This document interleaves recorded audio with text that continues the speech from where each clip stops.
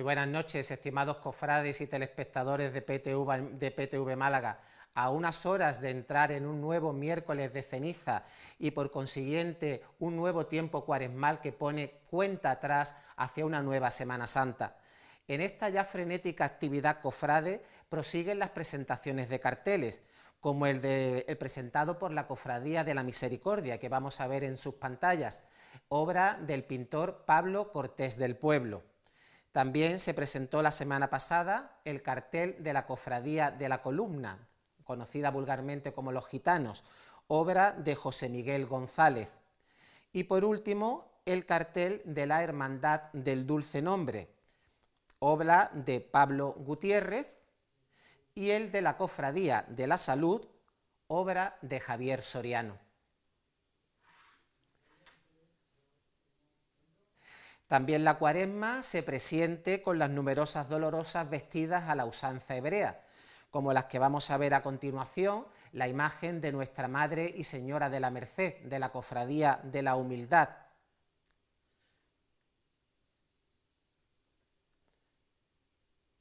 La Virgen del Dulce Nombre, de la Cofradía Capuchinera del mismo título.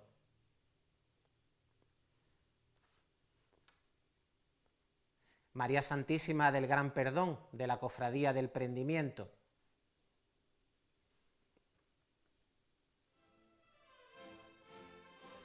María Santísima del Mayor Dolor en su Soledad, de la Cofradía de la Crucifixión.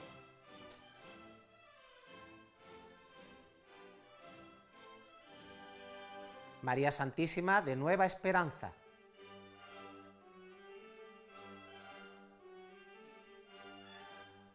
La Virgen de Gracia, de la Cofradía del Rescate.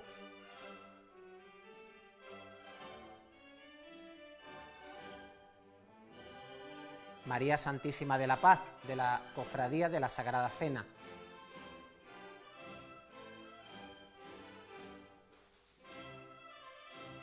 Nuestra Señora del Traspaso y Soledad de Viñeros.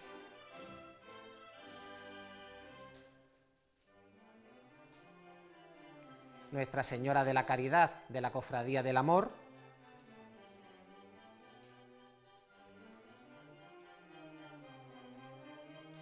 Y la Virgen Reina de los Cielos, titular de la agrupación de cofradías.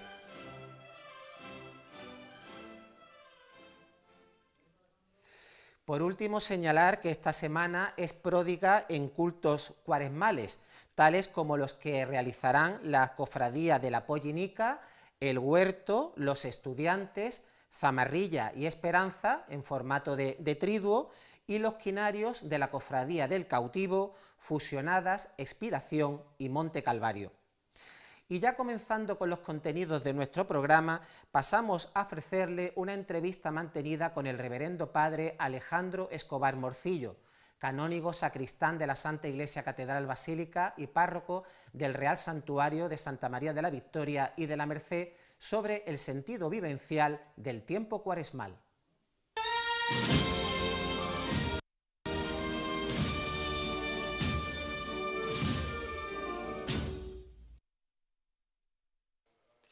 Nos encontramos aquí con don Alejandro Escobar, párroco de la Basílica, Real Santuario de Santa María de la Victoria y sacristán y canónigo de la Santa Iglesia Catedral. Don Alejandro, buenas. Buenas tardes. ¿Cómo podríamos definir el camino de la Cuaresma? Pues es un camino vivencial, es un camino en el sentido de que todo cristiano es un peregrino, es un caminante. Entonces es un camino vivencial que nos lleva desde el miércoles de ceniza en que se inicia hasta la celebración de la pasión, muerte y resurrección de Cristo. Es un camino que se inicia en el miércoles de ceniza con la mirada puesta o como meta en la Pascua de Resurrección. Tenemos muchas veces la idea de la Cuaresma como un tiempo triste, ¿no? Triste, porque la Iglesia pues tiene esos gestos de no poner flores, de que esté todo como mucho más austero, pero la Cuaresma no es precisamente un camino de tristeza, ¿no? En absoluto. Es decir, en la fe cristiana la tristeza no cabe. Es decir, el creyente no se pone triste jamás. Es decir, ¿por qué? Pues porque realmente se siente acompañado por el Señor, siente la alegría que brota de la fe, la esperanza que brota de la fe. Precisamente estamos celebrando como peregrinos de la esperanza, y la esperanza da alegría, ¿no? Es un camino no de tristeza, sino de conversión. En un sentido y todos los signos de la Cuaresma lo que pretenden es que nuestro corazón se acerque más a Dios y al prójimo. Es decir, se habla de desierto, se habla de soledad, pero no en el sentido de aislarnos de tristeza, sino de entrar dentro de nosotros mismos para tomar conciencia de cómo estamos. Si estamos participando de la indiferencia religiosa reinante o en la superficialidad, en el materialismo, es decir, ver realmente nuestra realidad, ¿no? Y a partir de ahí, es decir, en una doble vertiente, abrir el corazón a Dios, es decir, acercarnos a Dios en la oración, en el silencio, en la meditación de la palabra, y acercarnos al prójimo, es decir, acercarnos a todos y especialmente a los más necesitados, a los que muchas veces ignoramos. Por tanto, es un camino que tiene como una doble vertiente, Dios como prioridad y el prójimo, mi hermano. ¿Con qué gesto podemos vivir los cristianos este tiempo cuaresmal? Hay la Cuaresma nos tiene una serie de medios, ¿no? Nos invita a la Iglesia. La Iglesia es madre y maestra y nos enseña con los ciclos litúrgicos, y concretamente la Cuaresma, es decir, nos enseña a ¿qué? A acercarnos cada día más y más y más a Cristo. Es decir, como cofrades, como creyentes, hemos de identificarnos con el Maestro, con el Señor, ¿no? Y yo recuerdo una frase del cardenal Sebastián, que a mí me impactó mucho, y dijo, una Cuaresma más, es decir, una Cuaresma, otra Cuaresma, otra Cuaresma, y yo sigo igual, es decir, celebramos, hacemos lo mismo y tal. Y eso sería como un carrusel donde un niño se sube en un caballito, está dando vueltas y vueltas en el caballito, da muchas vueltas, pero siempre está en el mismo sitio. Y decía don Fernando, tiene que ser como una vuelta de tornillo, es decir, cada vuelta me hace profundizar más, acercarme más al Maestro, acercarme más a sus actitudes, acercarme más al prójimo, vivir con mayor profundidad nuestra fe. Por tanto, son vueltas de tornillo, no vueltas de carrusel, ¿no?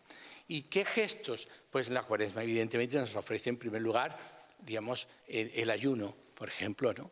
El ayuno. Entendemos que el ayuno es privarnos de alimento, ¿no? Pero no solo de alimento, sino que hemos de ayunar del hombre viejo, de todo aquello que nos esclaviza, que nos ata. Podemos prescindir de muchas cosas que consideramos necesarias y que no lo son. Entonces el ayuno nos ayuda a darnos cuenta de que lo único que basta, como decía Teresa de Jesús, es Dios, y que podemos prescindir de muchas cosas. El ayuno es un signo y un medio de libertad interior. Nos ofrece la libertad. ¿Y libertad para qué? Pues libertad para poder darnos, entregarnos. Por eso el ayuno es un ayuno solidario. Es decir, la Cuaresma nos ofrece otro medio que es, dice, la limosna, pero la limosna entendiéndolo como la generosidad, la capacidad de ver qué necesita el otro, qué necesita mi hermano, en qué puedo yo aportar algo, qué puedo hacer. Es decir, la caridad. El ayuno nos lleva a la libertad de desprendernos de algo para compartirlo, para darlo, ¿no? Y de hecho, fíjate si no es un tiempo triste que San Francisco de Paula, un santo aquí tan querido en esta casa, que fue de los mínimos, ¿no? Le impuso a los mínimos la Cuaresma permanente. De hecho, el primer papa al que él le propuso la regla, la Cuaresma permanente, se lo negó. Lo vio eso como muy duro, ¿no? Y San Francisco de Paula no quería que los mínimos y las mínimas fueran frailes y monjas tristes, sino que estuvieran en un permanente estado de conversión, de acercarse al Señor, de buscar a Cristo, de vivir el Evangelio, de acercarse al Evangelio. Es decir, la Cuaresma no es un tiempo triste, aunque después en lo exterior sea austera, pero la austeridad no es triste, en absoluto, ¿no? Otros medios que nos ofrece la Cuaresma, evidentemente, además la oración personal, intensificar los momentos de diálogo con el Señor, los momentos de oración. Pero como dice el Papa Francisco, es un viaje que no hacemos solos, o porque no hacemos, es personal. El proceso de la Cuaresma es un proceso personal del creyente, del cofrade, es decir, he de vivirlo yo, está claro, nadie lo puede hacer por mí. Pero no solo, es decir, no somos viajeros que hacemos ese viaje solo, sino que el Papa dice, viajamos unidos. somos un pueblo caminando. De hecho, la Iglesia entera durante la Cuaresma se hace como una catecúmena que se dispone y se prepara para celebrar la Pascua, para renovar las promesas del bautismo, para sentirse identificada con el Señor resucitado, para asumir el estilo de vida nuevo que nos ofrece el Señor Jesús, ¿no? ¿Cómo podría vivir un cofrade este tiempo de conversión? Hay algo para mí importante, ¿no? Y yo lo he vivido ya en mi parroquia en estos días, ¿no? Es decir, el cofrade tiene que participar y está llamado a participar, digamos, en la vida interior de la cofradía, en los cultos internos de la hermandad. A veces podemos pensar que con organizar una magnífica estación de penitencia, una magnífica procesión, que efectivamente es un testimonio, pero que con eso es suficiente. Sin embargo, la preparación, lo que hace que esa manifestación sea un testimonio, es la piedad personal interior. Ayer el Evangelio que proclamábamos decía, el árbol bueno da frutos buenos. Es verdad que nosotros podemos organizar obras buenas no siendo buenos. Podemos tener obras que son aparentes o frutos que son falsos. Y habrá mucha gente que vea una procesión como un espectáculo bello y nada más. Pero si queremos que sea de verdad un testimonio de fe en la calle, es decir, primero, previamente, hay que vivir con intensidad la piedad, la devoción. Por eso en las hermandades, como hermandad, es decir, se organiza un retiro, que es un momento de oración, de reflexión compartida, se celebra la Eucaristía, se tiene el ejercicio del Vía Crucis, que es un ejercicio de meditación de los momentos de la pasión del Señor, y nos sensibiliza, digamos, con el sufrimiento, con la entrega de Cristo y con el triunfo de Cristo, y también nos sensibiliza con los que están pasando hoy la pasión del Señor, los que sufren, los pobres, los necesitados. Es decir, el ejercicio del Vía Crucis es un ejercicio que nos hace, que nos ablanda el corazón, ¿no? Y evidentemente también el sacramento de la reconciliación, es decir, restañar las heridas y revisar la realidad de nuestra vida para acercarnos al Señor, ¿no? Este año además con una mayor intensidad vivimos la Cuaresma porque estamos en un año jubilar, ¿no? Y la vivimos con el gozo del jubileo, es decir, de la alegría, ¿no?, que brota de la fe y además, como dice el Papa, peregrino a la esperanza, en la esperanza. La esperanza surge de la confianza en el Señor, ¿no?, fundamentalmente. ¿Debe, por tanto, la estación de penitencia ser el culmen de ese peregrinaje cuaresmal? Es la expresión, digamos, de alguna manera definitiva de un proceso vivido. Es decir, has vivido interiormente la Cuaresma personalmente como un proceso de conversión, has vivido con tu hermandad las celebraciones, es decir, y ahora en la calle juntos, como grupo cristiano, testimonia la fe. Entonces es un momento evidentemente culminante, por supuesto que sí. Es decir, que es verdad que habrá muchas personas que eso no lo vivan, que lo vivan solo en lo exterior. Sí, cierto, pero hay muchos hermanos que viven profundamente su estación de penitencia porque se han preparado conscientemente, concienzudamente para vivirla, ¿no? ¿Son las cofradías cauce de evangelización? Sin lugar a duda pueden serlo y de hecho muchas lo son. Es decir, yo, por ejemplo, a mí me da alegría los otros días viendo todos los hermanos de la cofradía preparando y montando. Después han venido muchísimos jóvenes a las celebraciones del quinario, de la Eucaristía solemne que celebramos y evidentemente algunos se han acercado, al sacramento de la reconciliación, hemos hablado. Es decir, las cofradías acercan a muchos jóvenes, evidentemente, mayores, pero muchos jóvenes, ¿no? Y por tanto puede y debe ser un cauce de evangelización, que sin lugar a duda no es el único para llegar a... Hay otros muchos medios que la Iglesia utiliza, es decir, los otros ya me hablaban de la pastoral universitaria, lo importante que es, ¿no? Pero en las hermandades, yo desde que estoy en esta parroquia, es decir, veo pues la cantidad de gente joven que participa y que está. Y evidentemente no es que puede ser, es que debe ser un cauce de acercamiento de los hermanos al Señor y al Evangelio, sin lugar a duda, ¿no? Llama muchísimo la atención, don Alejandro, que la jornada del miércoles de ceniza es quizá una de las celebraciones que tiene más arraigo entre los fieles. Es raro que los templos siempre se ven llenos de gente, parece que es como una fecha muy señalada en el calendario de muchos cristianos. Sí. Sí, es verdad. Los otros días me comentaban aquí en la parroquia, alguno me decía, a mí me da rabia que la gente venga, se ponga la ceniza y algunos se salen y no se quedan a la Eucaristía entera, a la celebración eucarística, ¿no? Pero es verdad que la imposición de la ceniza es algo que la gente te pregunta, es un signo y es un signo importante. Y sobre todo la ceniza es un signo de nuestra fragilidad, pero también es un signo de nuestro deseo de convertirnos al Evangelio. Una de las fórmulas es, acuérdate que eres polvo y en polvo te has de convertir, pero la otra fórmula es, conviértete y cree en el Evangelio, acepta el Evangelio, ¿no? Y reconocer la fragilidad con la imposición de la ceniza es también reconocer que necesitamos la fuerza, la gracia de Dios. Y esto, pues evidentemente, está muy metido en el pueblo y además es algo que es popular, es decir, que sí. ¿Querría añadir alguna cosa más en relación a este tiempo vivencial de la Cuaresma?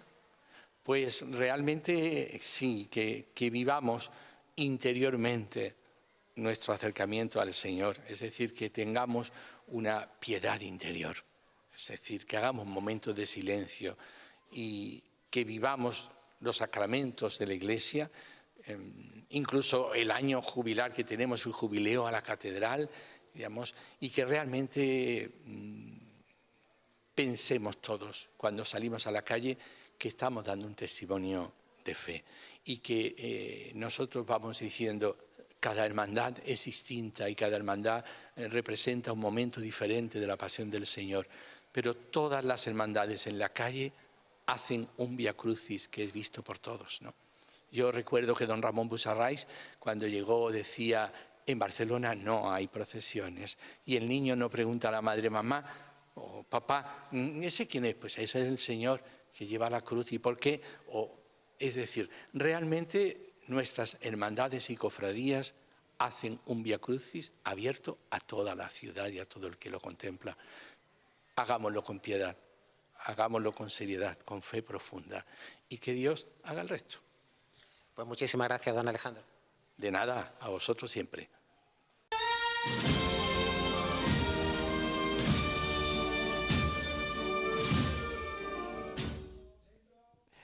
Recibimos en nuestra sección de la cruceta a Adrián Gaona, director de la banda de música de la Archicofradía de la Esperanza. Buenas noches. Alejandro, buenas noches. Y a Ana Muñoz, directiva de esta formación musical. Buenas noches. Buenas noches, Alejandro.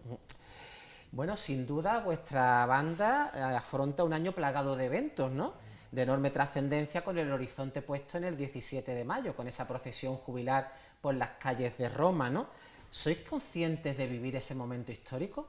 Pues la verdad que ahora vamos viéndolo un poco más, que es una cosa que es bastante importante. Bueno, desde que nos dijeron en el primer momento que la banda, que el primero que la cofradía iba a ir a Roma, y ya después en el momento que iba a ir la banda, pues para la banda fue como un golpe de alegría, de entusiasmo y de responsabilidad de que la banda esté allí con la Virgen y defender el papel ese que se merece la Virgen y la banda también tiene que dar.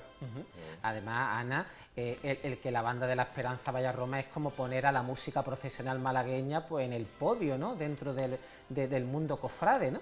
Claro, como ha dicho Adri, para nosotros es una responsabilidad grandísima el que seamos la banda de Málaga que va a estar en Roma tocando detrás de nuestra Virgen.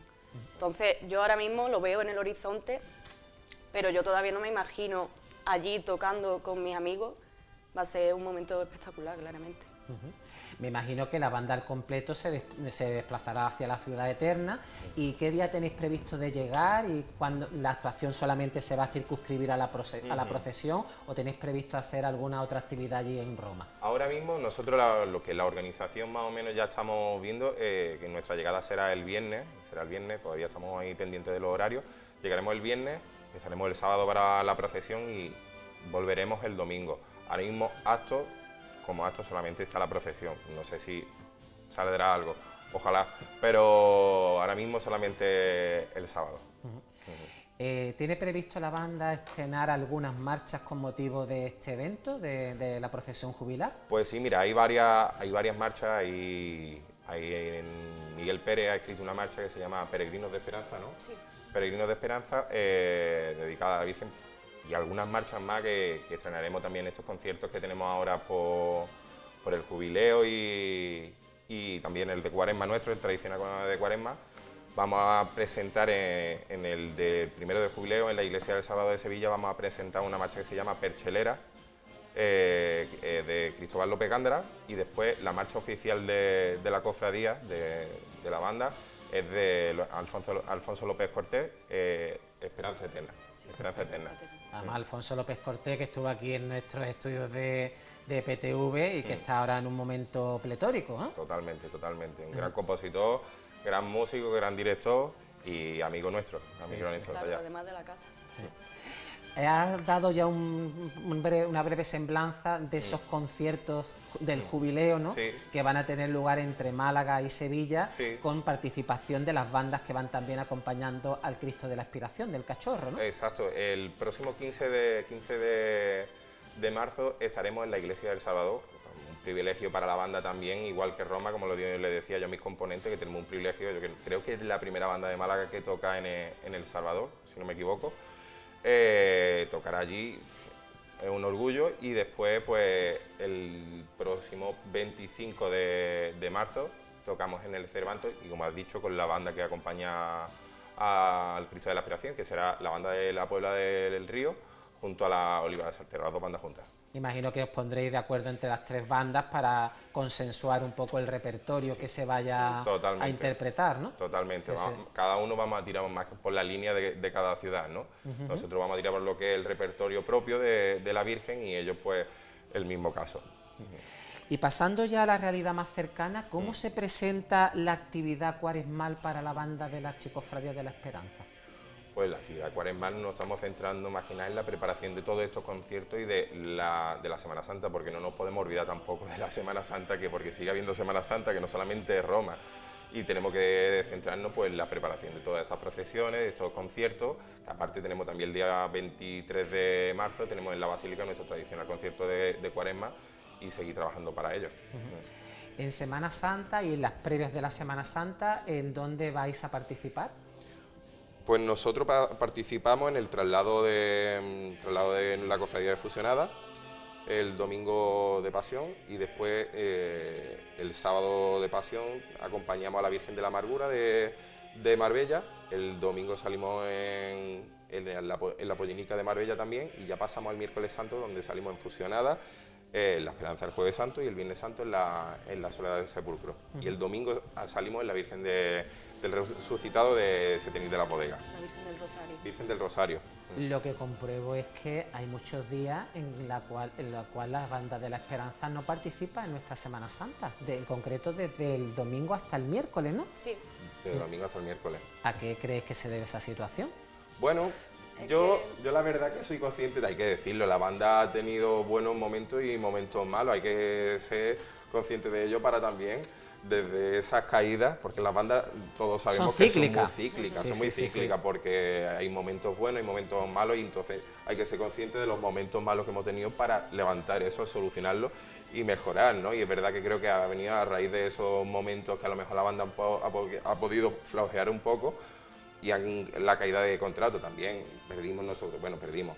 Salimos del Rocío por la creación de su propia banda, musical, donde claro. entró su banda de música, de la que tenemos amigos, ella también es profesora de la banda del Rocío, y el lunes santo, salimos de Dolor del Puente, pero bueno, es como todo, que es muy cíclico, y hoy a lo mejor no, y Dios quiera que el día de mañana pues volvamos a Málaga o volvamos a otro sitio. Pero además, ahora mismo también el nivel musical de Málaga es muy alto, entonces hay mucha competencia entre las distintas bandas, y en Málaga, domingo, lunes, martes santo, todas las bandas que hay en el resto de cofradías también están muy asentadas. Pero de todas maneras, ¿no pensáis que hay un poco de falta de fidelidad de las cofradías a sus bandas? Porque las malas rachas pueden suceder en todos los ámbitos. Si hay una mala racha, ahí también debe de estar también una cofradía apoyando a esa banda en lo bueno y en lo malo, ¿no?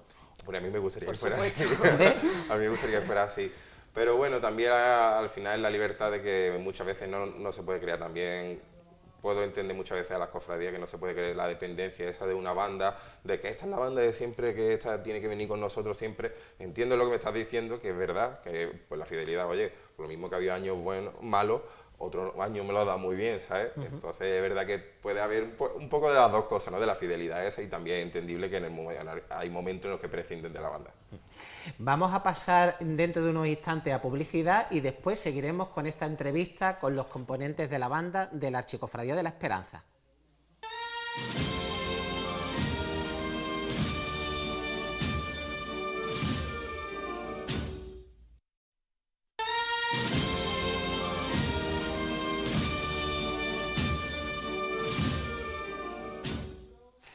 Proseguimos con nuestra entrevista aquí en la sección de la Cruceta con miembros de la banda de música de la Archicofradía del Paso y de la Esperanza.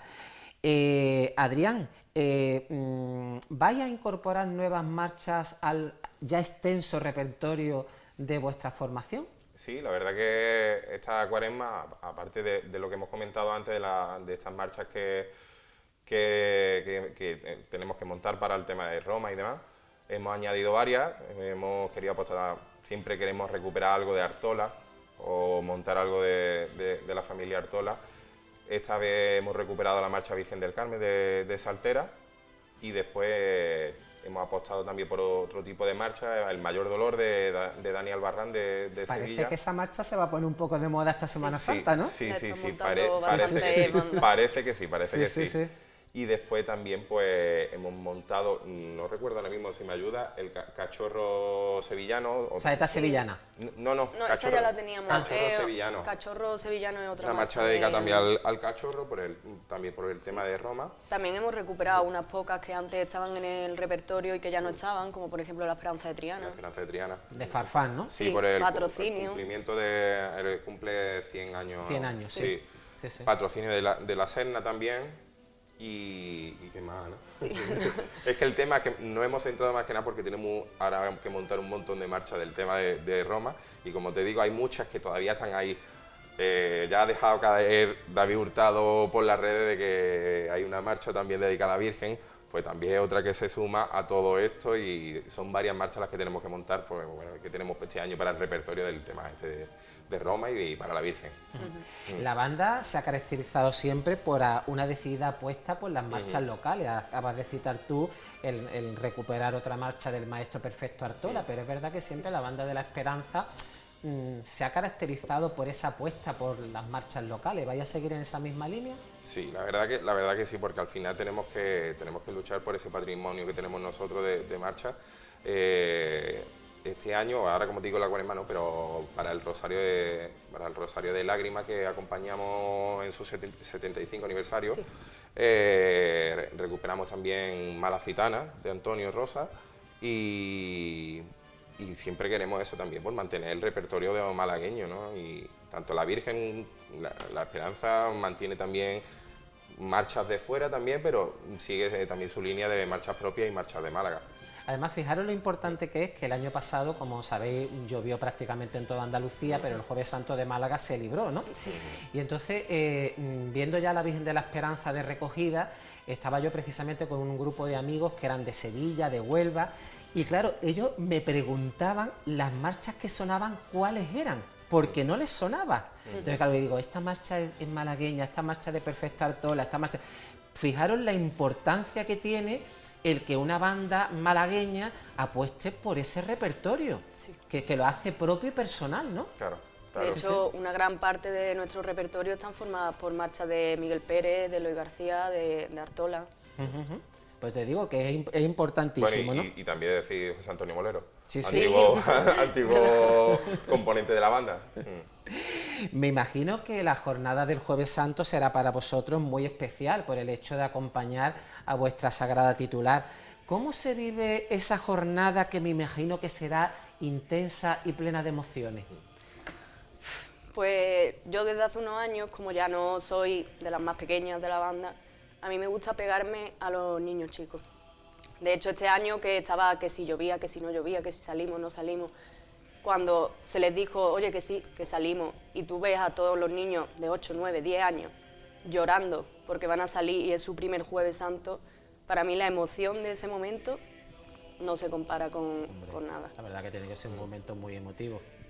¿Tiene cantera la banda de la Archicofradía? Mucha. Sí, muchísima. Mucha, y apostamos por ello también. Sí, sí. Apostamos por ello porque al final es el día de mañana de la banda. Sí, el sí. día de mañana, porque hay que apostar por ello, hay que enseñarles lo que es la banda de música de la Esperanza, hay que enseñarles lo que es la Virgen de la Esperanza, hay que enseñarles lo que es la cofradía, y hay que apostar por ello, porque muchas veces dicen, la banda de la Esperanza lleva muchos niños, y yo le explico a todo el mundo que muchas veces es más importante llevar a un niño que, sí, es verdad que la calidad que te puede dar, lo grande, sí, pero es verdad que le quedan más tiempo a los pequeños en la banda que a los grandes. Ana, De tú, hecho, tú como profesora, sí. ¿cómo vives ese...? Ahora mismo en la escuela tenemos unas 40 alumnos o así. 50 alumnos, sí. Y además este año también hemos apostado por abrir un nuevo campo que es música y movimiento, que es que los niños desde 3 añitos hasta 8 se pueden apuntar también a la cofradía, empiezan a aprender música, conocen la banda, conocen lo que es un instrumento. Para el día de mañana podré encaminarlo también a que empiecen en la banda y tengan un sentimiento de pertenencia con nosotros. Lo que ha dicho él de la banda de la Esperanza lleva muchos niños. Yo creo que no debería ser motivo de vergüenza, Que va, al revés. todo lo contrario. Es motivo, para mí por lo menos como profe de la banda, es un motivo de alegría absoluta. Orgullo. Y me imagino que la actividad de la banda de la Archicofradía de la Esperanza se extenderá mucho más del tiempo cuaresmal y de la Semana Santa. ¿Qué actividades soléis hacer el resto del año, aparte de las actividades plenamente musicales? Pues la verdad que se está animando la cosa, porque últimamente están saliendo, estamos teniendo muchas procesiones de gloria y saldrán próximamente algunas más, publicaremos algunas más, pero siempre salimos con el Rosario de Santo Domingo. Este año volvemos a salir con el Carmen de Olía y aparte pues también nos centramos, el año pasado hicimos nuestro primer concierto de verano allí en la Basílica, en el patio, donde nunca se había hecho un concierto de la banda y quedó muy bonito, un concierto de paso doble, y después nuestro tradicional concierto de Navidad o de Santa Cecilia. Sí, porque me imagino que aparte de la música procesional cultivaréis otro tipo de música, ¿no? Sí. Sobre todo para lo que ha dicho él, el concierto de verano, montamos un repertorio de pasodobles típicos españoles y andaluces. Y para el concierto de Navidad o de Santa Cecilia se suelen montar obras, bandas sonoras, unas cositas un poco más diferentes, tampoco para no quemar a la gente todo el año tocando lo mismo. Claro. ¿Creéis que se ha avanzado en la cultura musical por parte del pueblo malagueño? ¿Que la gente ya está mucho más sensibilizada a la hora de escuchar y comprender las marchas procesionales? Muchísimo, muchísimo. La verdad que la cultura... Yo empecé en el año 98 en banda de música y tanto en repertorio como en respeto a las bandas, yo creo que había una evolución grandísima, grandísima. Yo me acuerdo que los repertorios antes las bandas se limitaban a 10 marchas, 12 marchas y esas marchas a lo mejor pues vamos a coger Calle Lario con Malagueña de Rafael Hernández y las veces que den.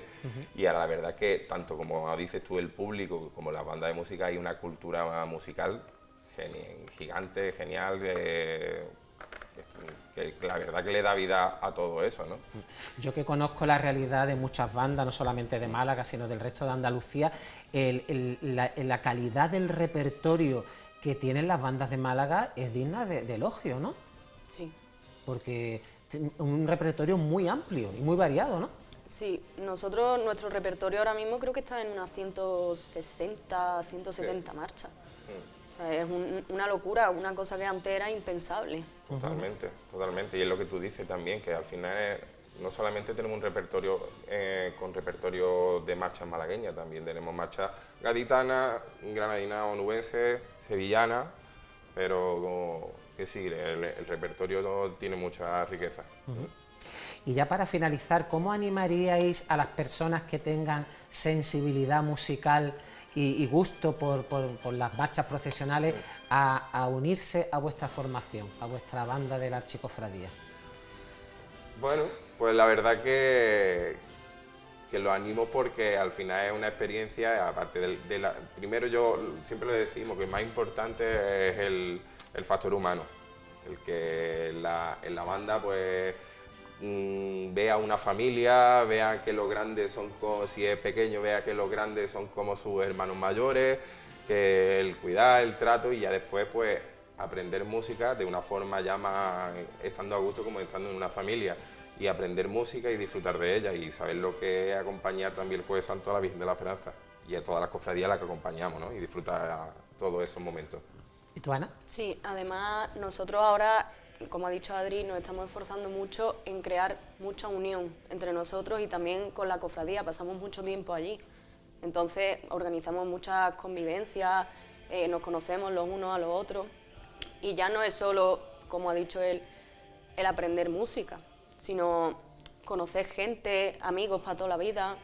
También aprenden, la gente que se apunta en una banda aprende lo que es la disciplina, lo que es el esfuerzo, lo que es la satisfacción de hacer un concierto y decir, joder, llevo un mes ensayando esto y hoy he hecho el concierto y ha salido estupendo. Sí. Pues todas esas cosas son las que se aprenden cuando llegas a una banda y normalmente todo el que llega se queda. Total. Una labor encomiable que realizan las cofradías malagueñas y en concreto las formaciones musicales ligadas a ellas. Muchísimas gracias y un placer y mucha suerte en esta Semana Santa y en esa procesión jubilar de Roma. Muchas gracias. Muchas gracias y buenas noches. Buenas noches. Pasamos ahora en el siguiente reportaje a mostrarles algunos de los altares de culto montados la semana pasada por las hermandades de la Sagrada Cena, la Salutación y la Humildad. Muchísimas gracias.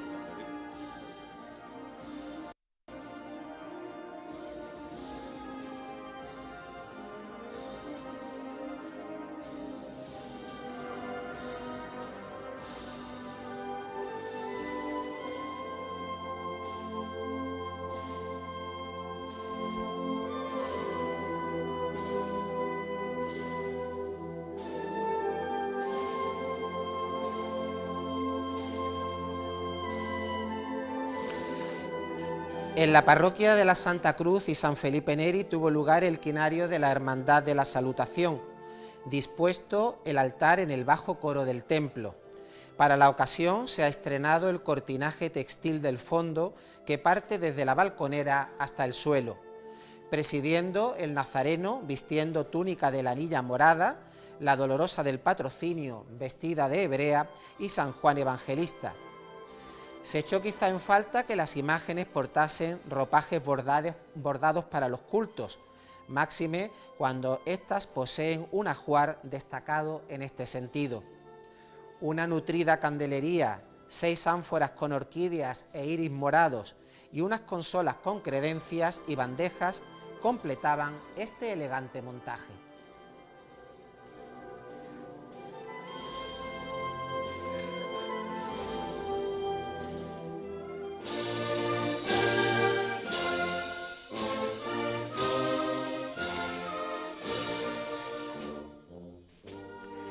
En la Basílica, Parroquia y Real Santuario de Santa María de la Victoria, la Cofradía de la Humildad efectuó su tradicional quinario a su sagrado titular. Este año también han sido dispuestas en el altar las imágenes de Nuestra Madre y Señora de la Merced y San Juan Evangelista, todas luciendo sus ropajes bordados y preseas de orfebrería. La candelería completa del trono de la Virgen de la Merced fue completada por una parte cedida por la Cofradía del Rocío, conformando más de 100 puntos de luz a los que se sumaban 4 arañas de luz eléctrica. Piñas y centros de claveles rojos conformaban el exorno floral, mientras que el cortinaje de terciopelo rojo se estrenaba para la ocasión. Meritoria labor de la albacería de esta hermandad del Domingo de Ramos, que cada año se afana por realzar el culto a sus sagrados titulares.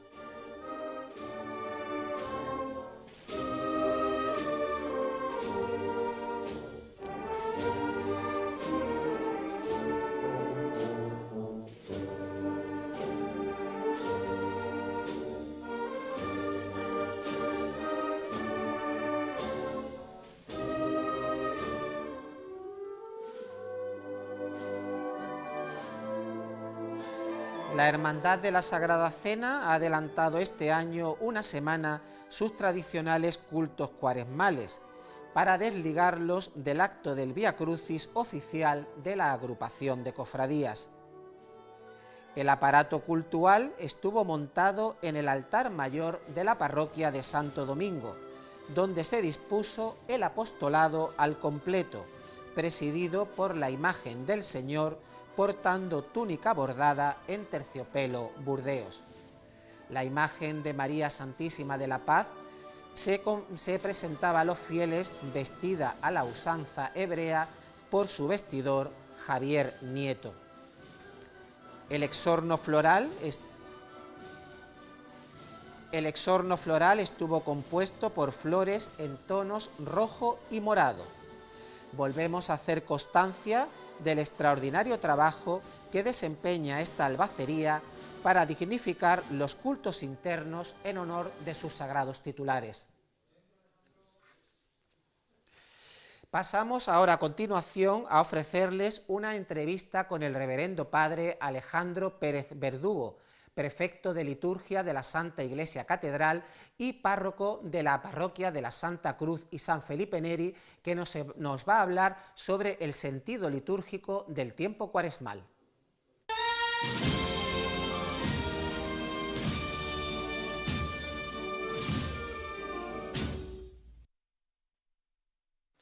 Estamos con don Alejandro Pérez Verdugo, prefecto de liturgia de la Santa Iglesia Catedral y párroco de la Santa Cruz y San Felipe Neri. Buenas, don Alejandro. Muy buenas tardes. ¿Qué sentido litúrgico tiene el tiempo cuaresmal? El tiempo de Cuaresma tiene un doble sentido litúrgico, podríamos decir así. Por una parte, la vuelta de los cristianos, los bautizados, a la dignidad bautismal, a la dignidad de hijos de Dios que perdemos por el pecado. Entonces la Cuaresma es el tiempo en el que los que ya hemos sido bautizados nos preparamos para renovar las promesas del bautismo rotas, las promesas rotas por el pecado en la vigilia pascual. Ahí es donde la renovaremos, el sábado santo por la noche. Por tanto, durante este periodo cuaresmal tenemos un tiempo precioso para volver a Dios, para reconciliarnos con Dios y con su Iglesia, porque el pecado ofende a Dios y ofende a su Iglesia, que es el cuerpo de Cristo. No solamente es ofensa a Dios, no solo es ofensa a la Iglesia, ofensa a ambos. Y el segundo sentido de la Cuaresma, quizás más olvidado en algún momento por los propios cristianos, porque no somos demasiado conscientes de ello en un país como España, donde la mayoría se bautiza, es el acceso a la iniciación cristiana, a los ritos sacramentales de iniciación cristiana por parte de aquellos que no son cristianos. Es decir, los catecúmenos que inician su último periodo el primer domingo de Cuaresma, siendo inscritos definitivamente al catecumenado para recibir los sacramentos de la iniciación cristiana, bautismo, confirmación y Eucaristía, también en la noche santa de la vigilia pascual. Es también un proceso que ya han empezado en un precatecumenado, en otro periodo amplio como es el catecumenado iniciático, y luego pues la última etapa sería la Cuaresma, en la que van a recibir unos ritos como son la entrega del Padre Nuestro, del Credo, los exorcismos, en fin, toda una serie de ritos que se desarrollan durante los domingos de Cuaresma, a partir del primer domingo de Cuaresma, que es fundamental porque en ese primer domingo de Cuaresma van a recibir la asignación, la señal de la cruz, por la cual ya son catecúmenos oficialmente y por tanto van a recibir los sacramentos. Esa misma asignación en la que cuando fuimos bautizados de pequeños, los que somos cristianos, nos la hicieron en la puerta de la iglesia. Por tanto, a partir de ese momento éramos catecúmenos hasta el momento en que nos echaron el agua, como dice la gente. En ese momento ya dejamos de ser catecúmenos, un periodo de 15 minutos, y somos bautizados y nos convertimos en cristianos. Pero ellos no. Ellos han tenido un tiempo y ahora reciben la asignación, la cruz, y luego durante los domingos de Cuaresma van a tener una serie de ritos hasta finalmente el sábado ser sábado santo por la noche, ser bautizados, crismados y eucaristizados. ¿Qué signos litúrgicos tiene la Cuaresma? Por tanto, insisto, estos son los dos sentidos de la Cuaresma. La Cuaresma se establece sobre todo para el catecumenado de adultos, es decir, de personas no bautizadas, y en segundo lugar para la renovación de las promesas bautismales de los que ya lo somos. Por eso es tan importante el sacramento de la penitencia, insisto en ello, durante el tiempo de Cuaresma. Me decían los signos litúrgicos de Cuaresma. Son varios signos litúrgicos. El principal, podríamos decirlo, lo marca el primer día, que es el miércoles de ceniza, ¿no? Miércoles de ceniza nos recuerda a la poquedad del hombre a través de un elemento que significa la nada, realmente. Es volver a nuestra esencia, realmente es el retorno al paraíso. La Cuaresma, en el fondo, lo que nos prepara es un tiempo de preparación, no es un tiempo en sí mismo. El tiempo en sí mismo podríamos decir que es la Pascua, para la cual nos prepara la Cuaresma. Entonces, la ceniza nos recuerda lo que somos nada, provenimos de Dios, a Dios vamos, y el retorno al paraíso del cual habíamos sacado, el paraíso del cual habíamos sacado por el pecado de Adán. Por eso necesitamos volver al nuevo Adán. Por eso volvemos de la ceniza, del miércoles santo, partimos de la ceniza para acabar en el agua bautismal, que son los dos grandes signos entre Cuaresma y Pascua.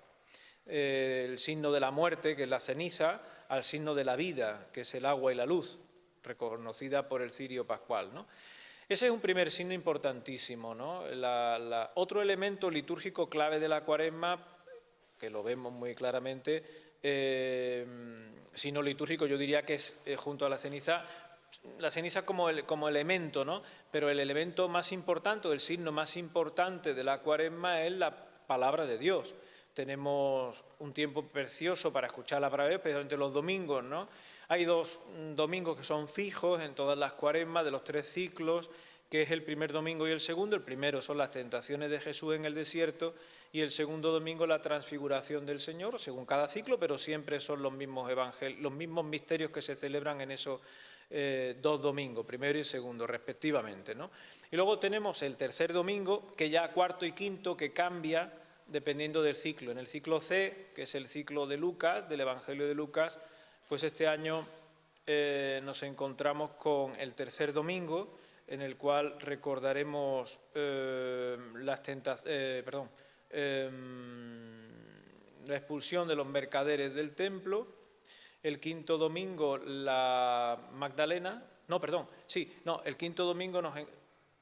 el quinto domingo nos encontraremos con la parábola del hijo pródigo. El sexto domingo, me he liado. No pasa nada. El tercer domingo tenemos la parábola de la higuera seca. Después tenemos la parábola del hijo pródigo y después la parábola de la pecadora arrepentida, que sería el quinto domingo. Porque luego el sexto domingo, que es de Cuaresma también, siempre es el mismo, que es el domingo de Ramos. Domingo de Ramos estamos en Cuaresma. Cuaresma termina el jueves santo por la mañana. Eso es una cosa que mucha gente no sabe, ¿no? De que la Cuaresma acaba el jueves santo por la mañana. Pues es así, porque es que si no nos salen los 40 días, desde el miércoles de ceniza, para contar 40 días tenemos que contar hasta el jueves santo por la mañana, porque el jueves santo por la tarde es la misa en Cena Domini que abre la Semana Santa. Litúrgicamente y estrictamente, realmente la Semana Santa empieza el Viernes Santo. La Semana Santa, el Triduo Pascual. La Semana Santa empieza el Domingo de Ramos, pero el Domingo de Ramos es Cuaresma, y el Lunes Santo, y el Martes Santo, y el Miércoles Santo, de hecho, utilizamos el color morado, que es otro signo litúrgico de toda la Cuaresma, el morado, ¿no? El morado es un signo de esperanza, por eso se utiliza en Cuaresma y por eso se utiliza en las exequias. La esperanza de la Pascua, la esperanza de la vida eterna. Bien, se utiliza hasta el Jueves Santo por la mañana incluso. El Jueves Santo por la mañana, aquí no lógicamente, pero sería la misa crismal, que es de color blanco, pero hasta el Jueves Santo por la mañana es Cuaresma. Si no, el cómputo de los 40 días no sale. Si no, compruébalo en el calendario después. Siempre y cuando no cuenten los domingos, porque los domingos no son días penitenciales en Cuaresma, ¿eh? Son días de Cuaresma, pero no son penitenciales, si no, no te salen. Hay un domingo en Cuaresma que se viste con el color rosa litúrgicamente, que es el cuarto domingo de Cuaresma. Domingo, sí. el domingo letare, que es el cuarto domingo de ¿Qué Cuaresma. significado tiene ese color rosáceo? Pues el color rosáceo es un color que aminora, atempera el color fuerte morado, llamado también domingo de la alegría, ¿no? Recogiendo ese término letare, que recoge también la antífona de entrada de la Eucaristía. Pero claro, en realidad es un domingo para atemperar la, digamos, la dureza, ¿no? La fuerza de la Cuaresma, bueno, pues un poco para aliviar ese sentido, ¿no? Pero por eso el color rosáceo no deja de ser un color morado, pero más suave, ¿no? Un color más suave, ¿no? También es importante, dentro de esos signos, el no uso de las flores, por ejemplo, dentro de la celebración, para expresar el significado de la austeridad, del recogimiento, de la no distracción dentro de la Iglesia, con otros elementos que no sean... es ese sentido de pobreza, de austeridad, de recogimiento sobre todo, ¿no? Del mismo modo que el uso del órgano pues no se permite, o la eliminación del aleluya, que lo recogeremos, lo recobraremos lógicamente en la vigilia pascual. No hay aleluya ni siquiera las dos solemnidades que suelen coincidir en Cuaresma, como son la Encarnación el 25 de marzo y otra solemnidad como es la de San José el 19, no se canta el aleluya. El aleluya es el canto de alegría por excelencia porque Cristo ha resucitado. Entonces lo retenemos hasta ese momento que sería ya la vigilia pascual, que luego ya tenemos la cincuentena. Es mucho más importante el tiempo de Pascua que el tiempo de Cuaresma, un tiempo de preparación. ¿Saben los cofrades distinguir bien este tiempo litúrgico? Yo creo que sí, los cofrades saben situarse bien. Otros tiempos no me meto, pero el de la Cuaresma precisamente los cofrades lo viven con mucha intensidad. Es más, ellos procuran casar bien los elementos o las manifestaciones de piedad popular con la liturgia, ¿no? De manera que estos días se ponen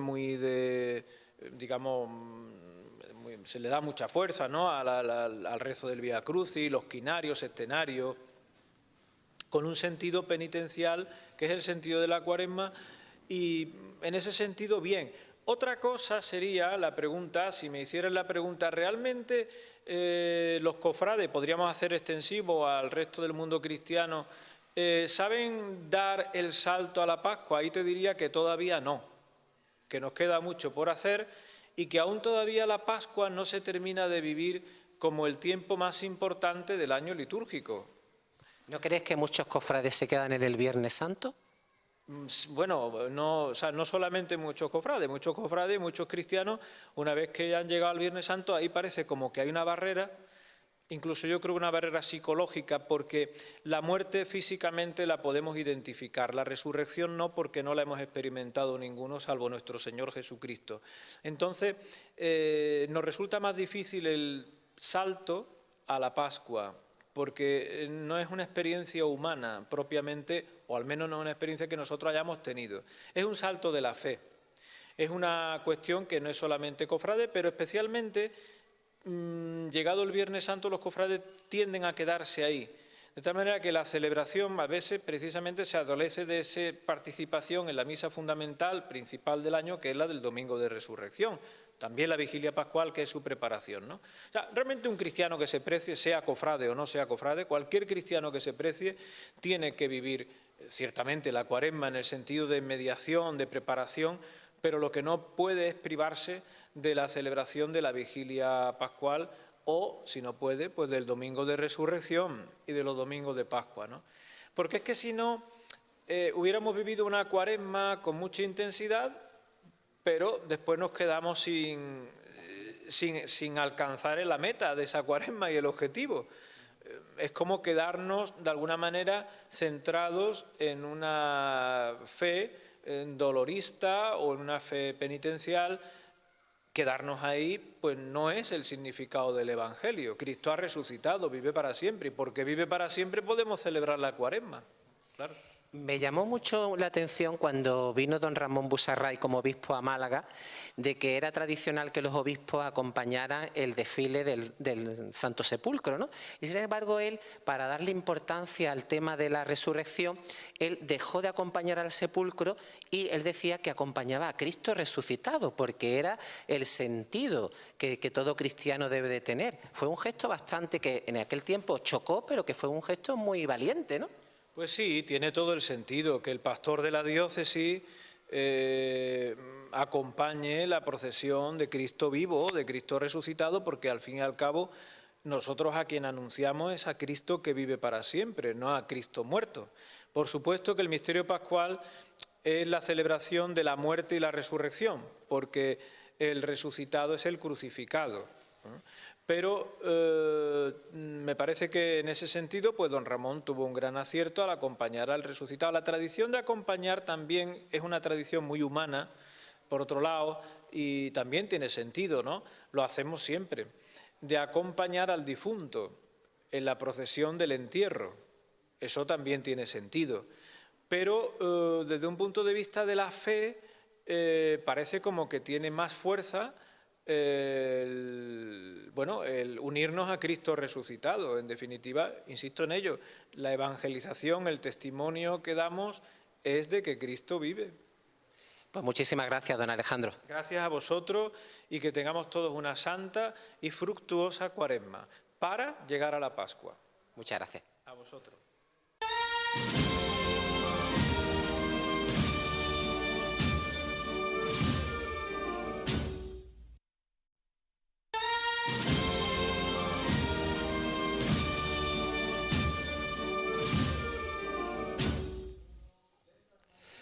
Abordamos en la tertulia de hoy el análisis de los referentes marianos, de la iconografía mariana de nuestras dolorosas, y más en concreto nos vamos a centrar en 3 imágenes que consideramos icónicas de nuestra Semana Santa, como son María Santísima de la Esperanza, María Santísima de la Amargura Zamarrilla y María Santísima del Rocío Coronada.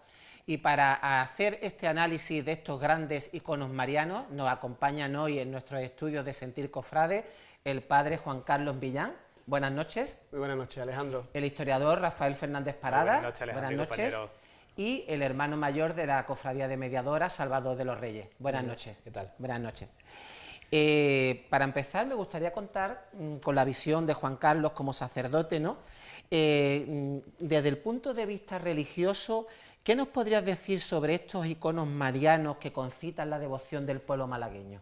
Bueno, primero, siempre, cada vez que hablamos de Andalucía, Andalucía siempre se dice que es la tierra de María, ¿no? Y siempre yo veo que en el pueblo llano de Dios, la Virgen como que tira más, ¿no? Es una cosa muy curiosa, que sí, que los cristianos tenemos el respeto a Jesús sacramentado, las imágenes de Cristo también nos llaman a la devoción, pero la Virgen como que es algo especial, ¿no? Siempre en todos los pueblos, en todas las parroquias, hay una o varias imágenes de la Virgen que llaman a la devoción, ¿no? Ya sean las típicas escayolas, ¿verdad?, de Fátima, Milagrosa y demás, que se llevan la palma, pero también nuestras vírgenes dolorosas, pues son, como tú has dicho, ¿no?, como ese icono referente devocional, ¿no? Y siempre como que esa imagen de la madre, ¿no?, esa madre que sufre, pues siempre a nosotros como que nos tira un poquito más, ¿no? Y ese tener a la madre cerca, pues también nos ayuda, ¿no? Seguramente aquí con vosotros todos tenemos una imagen a la que le rezamos, y eso es así, ¿no? Cada uno tiene su cofradía, su devoción,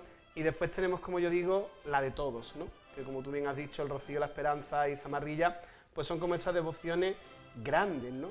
Que mueven al pueblo de Dios, que mueven a la gente y que están muy bien puestas, ¿no? Porque Esperanza, Zamarrilla, Rocío, son devociones que tanto en la calle como en la iglesia, pues siempre tienen gente, ¿no? Yo siempre diferencio como ese tipo de devociones, ¿no? La devoción dentro y fuera, la devoción fuera y la devoción dentro, porque es verdad que muchas veces hay imágenes que tú ves en el día a día acompañadísimas en la iglesia, pero después las ves en las procesiones y dices, no va tanta gente, ¿no? Otras que tú la ves en los tronos y dices, que de gente mueve, ¿no? Pero después en la iglesia no tanto, ¿no? Y después, pues estas 3 que hemos dicho, ¿no?, van acompañadas en la calle, ¿no?, y acompañadas en la iglesia, y esa devoción que en definitiva es esa admiración hacia la imagen, ¿no? Pues se traduce en esa muestra de cariño, muestras diarias, y sobre todo pues ya pues con este privilegio que comparten las tres, ¿no? Como es la coronación canónica, porque también es como ese distintivo, ¿no? De la devoción pues que da a la Iglesia. Y ya pasando al análisis en concreto de estos grandes iconos, y en primer lugar a la imagen de María Santísima de la Esperanza, por ser la imagen más antigua de las tres que vamos a analizar, Rafael, ¿qué podríamos decir de la Virgen de la Esperanza desde el punto de vista artístico? Bueno, Alejandro, es una pieza muy interesante y a mí me gustaría destacar varias cuestiones, ¿no? La primera a tener en cuenta esa imagen tótem, ¿no? Como la madre, como la divinidad que conecta con todas esas tradiciones no cristianas, donde siempre hay una figura maternal que es el centro de la comunidad, ¿no? Recordemos también, de nuevo, el 12 de mayo del 31, cuando se salva la cabeza de la Esperanza, y además hay que añadir en este caso el concepto de que es una luchadora en ese sentido, la Virgen de la Esperanza, porque ha sobrevivido a las circunstancias. Yo creo que el pueblo de Málaga eso lo ha tenido en cuenta también, ¿no? Es una dolorosa bien presentada, es potente, ¿no? Muy majestática, muy frontal. La imagen de que podemos tener de las grandes dolorosas, que es muy curioso porque normalmente tiene estos conceptos, las grandes antiguas, ¿no? De algo frontal que mira al frente, la cuestión de la mirada, independientemente de la policromía o no. Entonces son unas cuestiones que adornan la antigüedad, la propia antigüedad de la imagen, el concepto que esté vinculada o no con el taller de Pedro de Mena, pero sí que parece que es una imagen de la segunda mitad del siglo XVII, principio del siglo XVIII, que tiene un espesor histórico muy acumulado, y eso es importante porque tenemos que analizar que ha pasado por muchas fases, en general se conserva bien, pero claro, tiene mucha historia, ¿no? La historia de Málaga no se puede comprender sin nuestras imágenes, y en este caso sin la Virgen de la Esperanza, ¿no? Y ha sobrevivido hasta el siglo XXI. Y ahora comentaremos cuestiones tan importantes, claro. ¿Ella tuvo devoción por ella misma? ¿O la heredó también, lo comentábamos también fuera de cámara, ¿no? La cuestión del nazareno, ¿no? ¿Eso en qué punto realmente era real? ¿O ella ha asumido un papel que por desgracia se perdió? En esas cuestiones las tenemos que tener en cuenta. También, por supuesto, que está vinculada a la omnipresente orden de los predicadores. No iban a dejar que su imagen no fuese una de las punteras de la ciudad. Eso también son cuestiones que no debemos olvidarnos cuando hablamos de la Virgen de la Esperanza, ¿no? La Virgen de la Esperanza es otras muchas más cosas. Es, por supuesto, un trono, es ese momento en el que la Virgen cambia los lutos típicos de las vírgenes malagueñas y se viste de verde, que probablemente ha sido uno de los hechos más trascendentales de la historia de la Semana Santa de Málaga, ¿no? Porque empezó a tirar del carro del resto de las imágenes, con lo cual estamos viendo que es una imagen que podemos ir sumándole muchas cosas para construir un relato devocional como el que nos encontramos ahora mismo con ella. Salvador, ya Rafael ha dado ya unas pinceladas de la historia devocional de la Virgen de la Esperanza. En un principio parecía que el tirón lo tenía la imagen del Moreno, tristemente desaparecida en 1931. Pero ¿cuándo surge ese icono de la esperanza como gran devoción de la ciudad? Málaga en realidad no ha sido una ciudad muy mariana, salvo el icono de la Virgen de la Victoria, que tenía muchísima devoción en siglos atrás. No es que ahora no la tenga, pero no es comparable. Y la Virgen de la Soledad de Mena, de la Hermandad de la Soledad, que está en Santo Domingo, que tenía un peso en la ciudad bastante... La Virgen de los Dolores de Servita. El hecho de que la esperanza empezara a tener ese auge, yo creo que lo da el nombre, sí, la vocación. La vocación en unos tiempos tan terribles como el convulso siglo XIX, que hubo tantísimas cosas, desde la invasión napoleónica, después las revoluciones, la vuelta al absolutismo, que si Isabel II, al sexenio. Yo creo que Málaga era una ciudad muy pobre, muy humilde, y el hecho de que muchas veces lo hemos dicho, ¿no? Y estas son palabras no mías, que son de Juan Carrero y de otras personalidades, ¿no? En los barrios más pobres surgían las cofradías más ricas, ¿no? Sí. Y entonces yo creo que había un maridaje muy bueno entre las dos imágenes, entre el Nazareno y la Virgen. Recordamos las fotografías antiguas, los recordados libros de Arguval, ¿no? De Agustín Clavijo, los dos primeros, cómo se ve la Virgen metida en una hornacina en el costado de la actual Capilla de la Cena, ¿no? Que era el altar de siglos de la Hermandad del Paso y la Esperanza, y cómo poco a poco ya la Virgen ocupa el altar con el Señor y cómo se va haciendo un hueco. Fue la primera Virgen bajo palio, en un trono muy rudimentario, después ya cogió esa forma de recorte de bambalina de la Macarena, el trono fue creciendo el manto, fue la primera que tuvo un manto ya de 8 metros, 9 metros de largo. La Virgen llegó a tener un conjunto que era a la altura del Nazareno y creo que los más paradigmáticos de la ciudad. Después el recorrido tan enorme que tenía, que llegaba a la Plaza de la Merced, bajaba por carretería, volvía a entrar en la Plaza de la Constitución, iba a la iglesia del Carmen, recorría toda la calle ancha para después volver ya por el Paseo de Santo Domingo a su templo, ¿no? Yo creo que la Virgen hacía con los brazos, se abría y cogía a todo su hijo, y después toda la evolución estética que ha tenido la Virgen, siempre mirándose un poco en el espejo de la devoción de la Macarena, de esos libros de viaje en que se salta mucho la Semana Santa de Sevilla, de Josep Peiré, por ejemplo. Después los libros también de viaje de los viajeros que vienen a Málaga, en el que se destaca el clima, la playa, con comillas, los gitanos, los pescadores, y va cogiendo la esperanza esa ramita y va creciendo.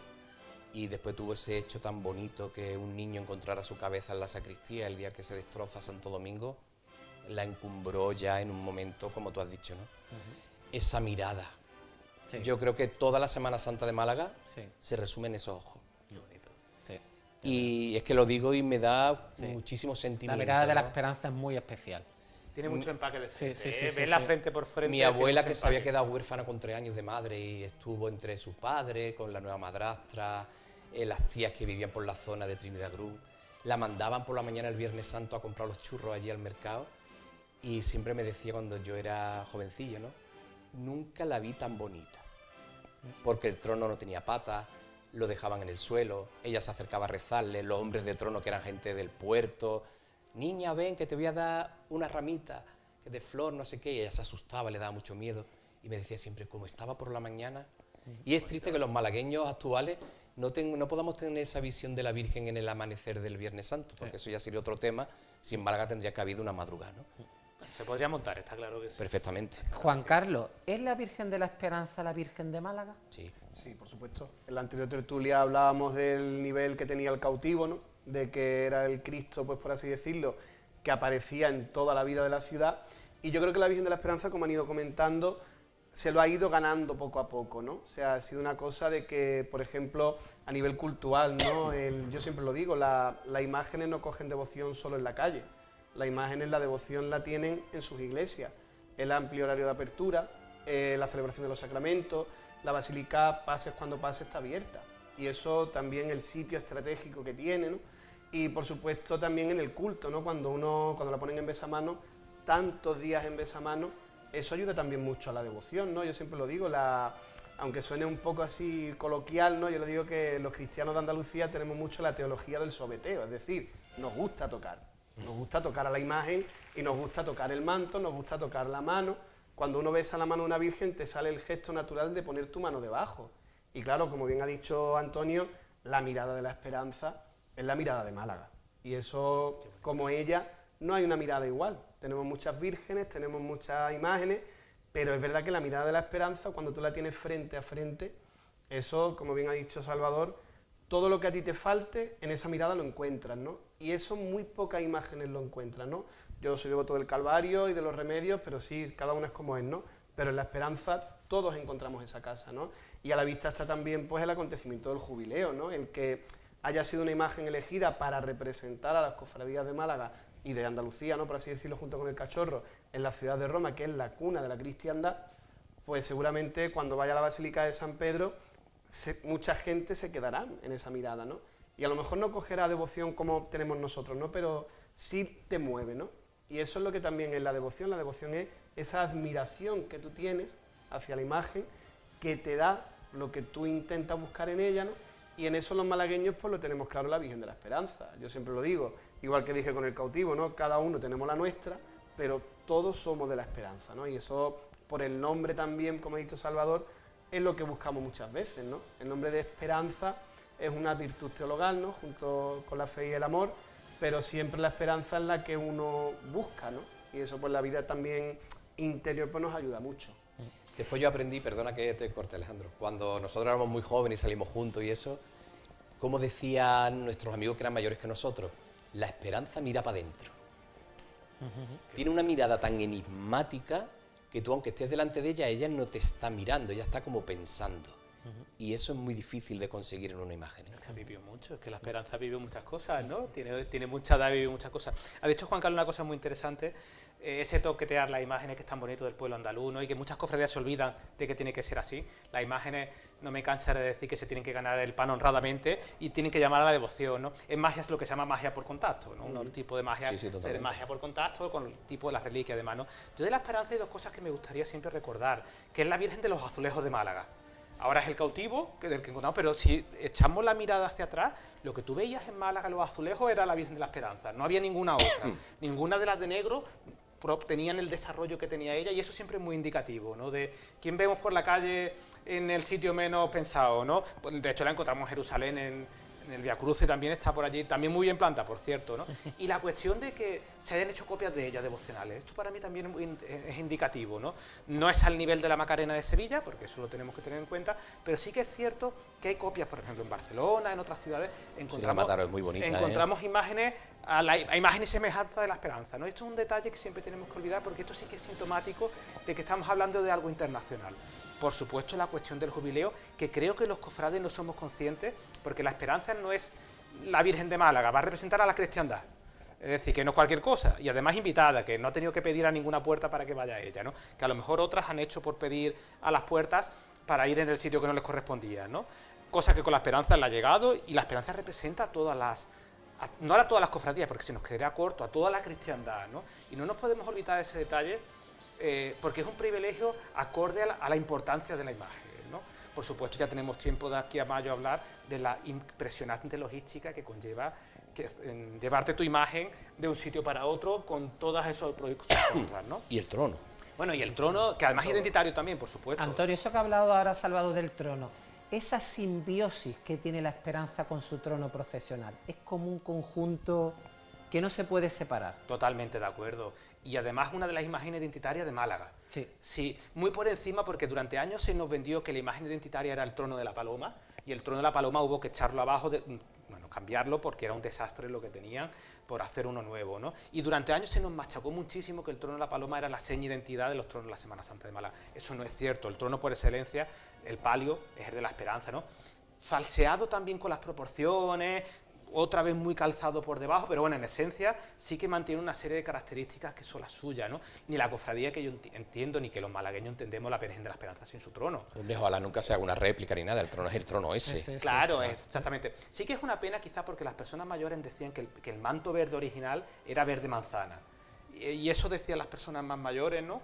Y quizá eso sería interesante. Darle el verde que tenemos ahora mismo, un verde como muy oscuro. Con el manto nuevo que se le va a hacer a lo mejor. A lo mejor darle juego, que habría que restaurar también el que tiene. Sí, la hermandad tiene previsto restaurarlo, por lo que sé. Las dos cuestiones, es importante que tenga uno. Eso que la hermandad siempre le da mucha importancia al verde, y las túnicas que tiene es para que se vean verde de noche. Que no que después la anochecida parezcan negras, que muchas veces puede ocurrir con el verde. Salvador es diferente al del manto y al del palio, sí, ¿no? sí, que es una cuestión, tiene un verde muy bonito las túnicas, por supuesto esas túnicas de cola. Todo eso hace que la puesta en escena. No nos olvidemos, vamos a enlazar de nuevo con el tema del Nazareno. Es que ella ha tenido que heredar muchas cosas. En calidad de madre sufriente que pierde al hijo, en el concepto duro del término, ¿no? Ella asumió algo que ya no estaba, ¿no? Por supuesto que Nazareno empuja también, es decir, empuja en la devoción de la madre, no olvidemos la cuestión de la bendición. Eso está ahí presente, ¿no? Entonces yo creo muy bien canalizado. Aún así la devoción tiene partes, creo que no se le presta la atención, es decir, si es la Virgen de Málaga, tiene que ser la Virgen de Málaga, tiene que presidir su capilla. Esto es lo que hablamos la otra vez del cautivo, el mismo tema, que no tenía casa propia ni beneficio, y la Virgen de la Esperanza con el complejo de que no presida su casa. Es decir, podemos buscar 3000 soluciones para que esto se... Una iglesia de cruz griega. Bueno, con doble puerta. Salvador, o la misma que tenemos, da igual. Para que el Señor tenga su espacio y la Virgen tenga también el suyo. Pero podemos hacer una cabecera lobulada, que existen multitud de opciones para buscar una solución. Todo el tiempo que ha estado la Virgen sola ha estado preciosa. Y eso no quiere decir que el Señor le reste. Bueno, y el Señor mientras más cerca esté más pero bonito. Pero si es que el Señor cuanto más cerca más bonito. Espectacular. Claro. Entonces esto es una cuestión que en Málaga sí que vamos a la cola de otros sitios. En otros sitios las grandes imágenes titulares tienen sus sitios espectaculares de culto, y en la Esperanza en ese sentido tiene que hacer los deberes todavía, ¿no? Que estarán en ello, entendemos que están en ello, que están trabajando, porque tampoco es una decisión fácil, pero es curioso, ¿no?, la puesta en escena patrimonial que tiene la cofradía y no funciona a nivel de templo, ¿no? Eso es una carencia que tienen muchas imágenes de Málaga, las grandes devociones. Sí, bueno, lo del quitando la bonito. Virgen del Rocío, que la analizaremos, que es la única que preside su templo, las Que bien demás le sienta, ¿no? Lo están... comentaba. ¿Y de qué manera? Que bien le sienta a la capilla. Salvador, en la cuestión de las restauraciones a la que ha sido sometida la imagen de la Virgen de la Esperanza, no le ha cambiado su impronta. La impronta de la Virgen se mantiene, porque fue criticada en su momento la restauración de Luis Álvarez Duarte, que si la había tocado, que si no sé qué, pero yo considero que la Virgen... Es un tema muy controvertido, porque también hay personas que opinan porque hay que devolverle lo original de ella. Si nosotros cogemos una fotografía de la Virgen y salvo los labios tan rojos que se ve que tenían que ser la foto en blanco y negro, las cejas un poco repintadas, es la misma Virgen que tenemos ahora. Salvo el cuello, que sí es verdad que se lo retalló Álvarez Duarte, pero es cierto que Adrián Risueño la estucó completa y perdió su gracia, la convirtió un poco inexpresiva.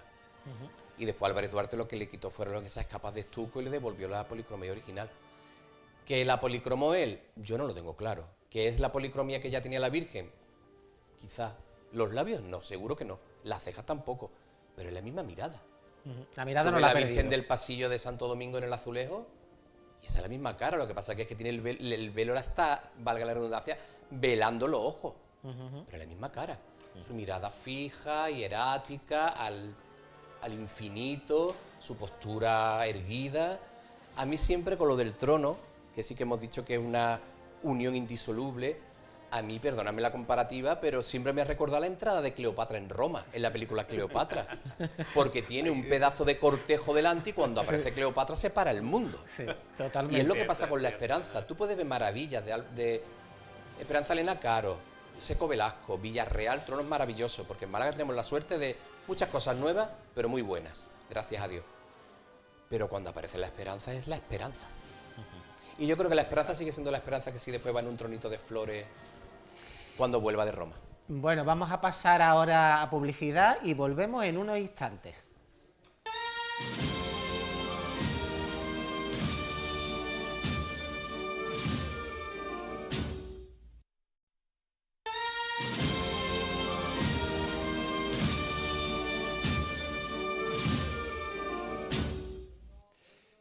Seguimos con el análisis de nuestra tertulia, que está analizando los referentes devocionales marianos de nuestra Semana Santa, y ahora vamos a pasar al análisis de la imagen de María Santísima de la Amargura Zamarrilla.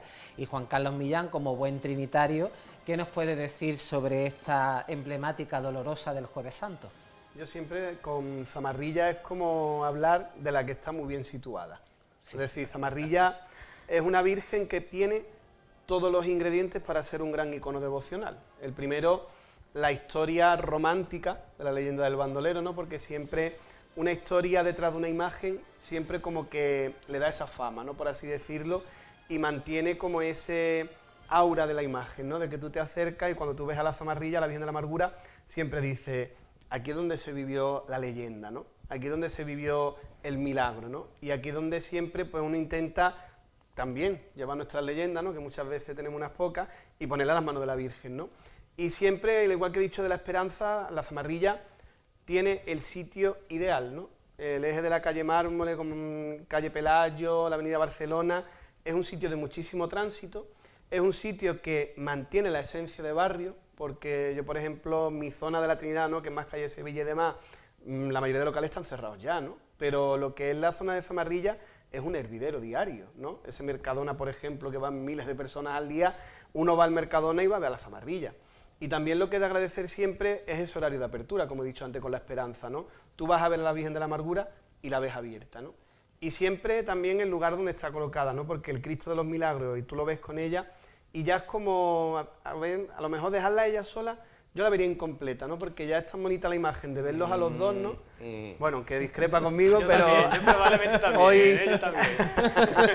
A mí me gusta... La ermita está hecha a medida de la Virgen. Claro, pero es como ya el haberlo conocido así, ¿no? Que muchas veces cuando montan los cultos, por ejemplo, la hermandad y se queda ella sola, ¿no? Sí, muy chiquita. Claro, es tan pequeña y tan entrañable, ¿no?, que yo digo, me falta algo, ¿no? Pero, por ejemplo, cuando está en besamano, ve a la amargura de cerca es una locura, ¿no? Y siempre ese icono de la madre que mira hacia arriba, ¿no? Porque Virgen en Málaga tenemos muchas que miran para arriba, ¿no? Pero la imagen así, por decirlo, más señera de las que miran arriba, la amargura, ¿no? Y yo siempre tengo ese recuerdo del Jueves Santo con mi tía, por ejemplo, de verlo todo y siempre era el Jueves Santo enfocado al encierro de Zamarrilla y tener que ir al encierro de Zamarrilla.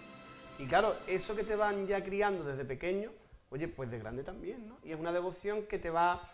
Yo siempre que paso por calle Mármoles, entro en la ermita. Y es una cosa que es inexplicable, a lo mejor yo no tengo una devoción exacerbada con la Virgen de la Amargura, pero entrar a verla, ¿no? Y el ver a la gente del barrio, el ver el cómo la quiere y la mima también su hermandad, ¿no? Últimamente en los cultos pues se ve ese cariño también, ¿no? Hacia las imágenes y, como he dicho al principio, ¿no? Ese buen sitio que tiene, que es clave para tener esa devoción, ¿no? Y sobre todo también, muchas veces cuando uno entra a una iglesia, las personas que están allí o te acercan o te alejan. Porque claro, algunas veces algunos ermitaños, ermitañas, sacristanes, buenos días, ¿qué pasa? ¿Cómo está? ¿Qué? A ver a la Virgen, ¿no? Como que esa naturalidad con la madre, ¿no? Pues ahí en Zamarrilla pasa, ¿no? Tú entras a la ermita, buenos días, ¿qué pasa? Aquí va la Virgen, ¿no? Y dices, sí, venimos a verla y a rezarle un poquito. Y siempre alguna palabra de, pues tú pídele que te lo va a conceder. Pues tú mira la cara que ella siempre está disponible, que la zamarrilla, una vez me dijeron, es mucha zamarrilla, ¿no? Y digo, pues eso se queda, ¿no? Y ese cariño, pues se lo tenemos todo, ¿no? Porque ojalá, y eso yo sé que lo tiene el anhelo de la cofradía, de que ella pasara más por el barrio, ¿no? Porque el año de la Magna de la Virgen de la Victoria, cuando volvió por calle Trinidad, aquello fue una preciosidad. Aquello recordó las imágenes antiguas de cuando procesionaba por el barrio, ¿no? Pero fue una cosa como de los cofrades jóvenes, ¿no? Que lo vemos en fotos y decimos, ¿cuándo viviremos esto, no? Pues se vivió y ojalá que se vuelva a vivir pronto, ¿no? Yo sé que ya están por la labor, ¿no? Y oye, pues si Dios quiere, pues que la veamos prontito por el barrio, que la Trinidad la quiere, ¿no? Como la Virgen entre dos barrios, ¿no? Pero ella es más trinitaria, siempre tiramos más para arriba. Antonio, la Virgen de la Amargura es un prototipo de dolorosa malagueña del siglo XIX. ¿Qué podríamos decir sobre esta imagen? Pues es una imagen muy malagueña, efectivamente, en el concepto, cuando pensamos, o ahora que cada vez, por ejemplo, con compañeros, con Francisco Flores, nos empieza a contarnos lo que es la escultura malagueña del siglo XIX, es que ese es el prototipo, que no tiene nada que ver con la escultura malagueña del siglo XVIII. En Sevilla dice que en el siglo XX inventaron ese concepto de la Virgen gitana, morena. Bueno, habría que ver si en Málaga eso ya estaba inventado por una cuestión de la propia población, ¿no? Entonces la Virgen de la Zamarrilla conecta con esa realidad que era muy popular en un barrio de Nuevo Pobre. No hemos mencionado antes también que estas imágenes, las tres que estamos comentando, que también se ganan los rezos, es decir, que son milagrosas en nuestro concepto, son imágenes afamadas también por los milagros que cumplen, ¿no? El caso de Zamarrilla, ¿no? Con todas las cuestiones del espectáculo relacionadas con ella, pero a mí algo que me llama mucha atención es que me encanta, porque yo digo que siempre es el ejemplo de prosperación social mariana. La Virgen de la Zamarrilla salió en una carreta con bueyes, es decir, y ha prosperado hasta convertirse en una Virgen coronada en Málaga. Es decir, ¿en qué momento ha pasado esto, no? ¿Cómo se pasa de salir en una carreta con bueyes a tener un trono grande, a tener un manto grande y a estar coronada, ¿no? Bueno, ahí estarán todos esos factores que comentaba Juan Carlos sobre el barrio, el espectáculo, por supuesto, la leyenda de la rosa, ¿no? Pero es que es un fenómeno muy interesante, porque ella no tiene la devoción tenía, la esperanza tenía 400 años de devoción, la Zamarrilla tiene unos cuantos menos, muchísimo menos, y realmente el auge que tiene será a partir de los años 20, 30, ya la historia del bandolero viene de antes, pero será a partir de este momento, ¿no? Todo eso confluye enlazando con la parte estilística, que es una Virgen como muy popular en el sentido que es muy de copla, ¿no? Las manos abiertas, la mirada hacia arriba, eso también ayuda, ¿no? Que conecta con una parte del pueblo que le gustan las imágenes declamantes, es una cuestión también de gusto personal, ¿no? También la Zamarrilla conlleva otra parte, que es que todo lo que tira ella, el Cristo, pues le cuesta. Es decir, y lo mismo que con ella nos volcamos, con el Cristo cuesta volcarse a nivel de patrimonial, un trono que no le hace justicia. Es curioso cómo existe esa dicotomía entre lo que tira una imagen y la otra que va a cargo, ¿no? Y no nos olvidemos, por supuesto, del Santo Suplicio, que sigue siendo una de las ovejitas negras de la Semana Santa de Málaga, bueno, en general de la ciudad, ¿no? Inmerecido, porque es una grandísima obra. Entonces es interesante todo lo que incluso una gran devoción como puede ser la Zamarrilla puede eclipsar a su alrededor, ¿no? Partiendo todas las cosas que estamos comentando que son tan buenas, ¿no? Salvador, la Virgen de la Amargura, para conformar su icono, se basa prácticamente en tres factores: la leyenda, que se ha comentado, la leyenda del bandolero, la vinculación con el mundo de la copla, que la tuvo muy especialmente con Marifé de Triana, el tema del romance de Zamarrilla, y el papel que tuvo la condesa de Berlanga de Duero, doña Ángeles Rubio Argüelles, en catalizar todo eso que hemos comentado para relanzar esa devoción a la Virgen de la Amargura. Bueno, para mí la amargura simboliza muchísimo, ¿no? Porque aparte de que es bellísima y que tiene un ojo súper expresivo, representa ese puente, ¿no?, entre el hombre y Dios. Entonces yo ahí meto la vocación de la Virgen Mediadora, ¿no?, porque es como el icono más, en Málaga, más potente en el sentido de que ahí hay una leyenda con un milagro que puede ocurrir cualquier día, que es la conversión del ser humano. De que una persona acuda a pedir la mediación de María, la Virgen ofrezca ese milagro por intercesión ante Dios y después esa persona se convierta y se vuelva un cristiano de verdad y comprometido, ¿no? Ahí en esa ermita tan chiquitita, que por cierto todavía tiene el nivel de la calle antigua, porque para bajar tenemos que bajar 3 o 4 escalones, ¿no?, para llegar a la capilla, ¿no? Después el hecho de la copla, bueno, Marifé se declaraba totalmente devota de la Virgen, fue nombrada incluso camarera, y yo creo que le dedicó una de las coplas más bonitas, ¿no? Y no solo porque la interpretación de Marifé era totalmente magistral, que también era una tonadillera que tenía hasta, creo que tenía media nota más que el resto de Concha Piquer, Juanita, Rocío, La Pantoja. Ella tenía una nota más, o media nota más, ¿no?, a la hora de interpretar. Pero después ha sido una copla muy interpretada en las peñas, en los colegios. Toda la niña que nacía coplera se estudiaba aquella Carmen, se estudiaba romances de Zamarrilla y las cantaban en los programas de Teresa Campo por la mañana, en el de las coplas, en todo. Y entonces la Virgen ha ido avanzando, además esa copla tan, no sé, tan paradigmática con esa ruptura en saeta, ¿no?, que tiene en el estribillo, y cómo, lo bien que narra toda la historia de la leyenda, ¿no? Después yo creo que de la Zamarrilla es una de las vírgenes más fotogénicas que existen en la ciudad. Porque tú vas a la Casa Hermandad y ves las fotografías esas de arena en blanco y negro. Con los tules así. Y la Virgen es que está arrebatadora. Sí. Solo con un tul, sí, sujeto con el puñal y la rosa, nada, sí, más. Sí.